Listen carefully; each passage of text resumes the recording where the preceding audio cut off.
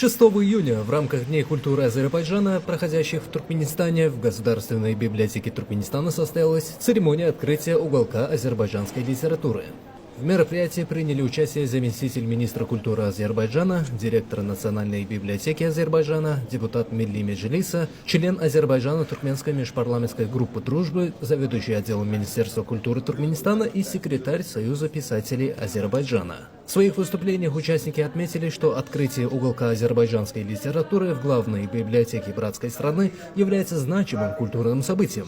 Было подчеркнуто, что создание такого уголка предоставляет возможность проживающим за рубежом соотечественникам, а также местным жителям ближе познакомиться с произведениями выдающихся азербайджанских литературных и общественных деятелей. Отметим, что в новом разделе представлены различные издания, посвященные истории, культуре, литературе и современному развитию Азербайджана. В дальнейшем Национальная библиотека Азербайджана продолжит работу по пополнению уголка новыми изданиями.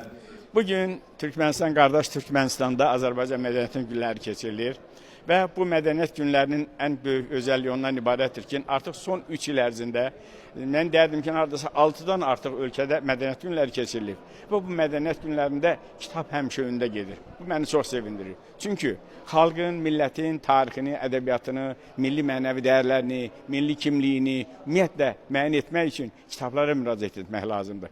Xalqların tarixi də kitablarda yaşayır və mənə elə gəlir ki, bu ölkələrdə belə ədəbiyyat güşələrinin açılması həmin xalqların tarixinin, mədəniyyətinin öyrənilməsində o ölkələrin əhalisinə, oxucularına yaxından köməklik göstərəcəkdir. Bilirsiniz, biz artıq 19-cu kitab güşəmizi açırıq. Hər bir dünya ölkələrində. Düzdür, bunun son ildə bir 6'sını açmışıq. Son 2 ildə 6 ölkədə belə görüş açmışıq. Bu deməkdir ki, artıq o 6 ölkədə o ölkənin vətəndaşları, eyni zamanda həmin ölkədə yaşayan Azərbaycanlılar haradasa gedib Azərbaycanın bugünkü reallıqlarını, bugünkü uğurlarını, Qarabağda həyata keçirilən dinc quruculuq işləri ilə tanış olmaq üçün o kitablardan istifadə edəcək, bəhrələnəcəklər və mən elə bilirəm ki, bizim təkcə orada yaşayan Azərbaycanlılarımız yox, bizim dost, qardaş ölkələrimizin vətəndaşları da buna çox sevinəcəkdir. Mən istərdim ki, həmişə xalqımız haqqında xoş sözlər deyilsin.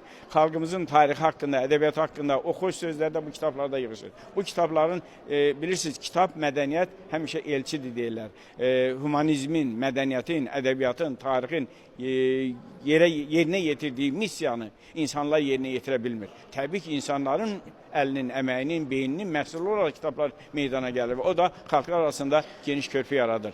Mən çox fəxr eləyirəm və mən inanıram ki, Türkmenistan və Azərbaycan xalqları arasında əməkdaşlıq daha da genişlənəcəkdir və bizim bu göşəmiz daha böyüyəcəkdir və biz hər il o göşəni yeni kitablarla təmin edəcəyik.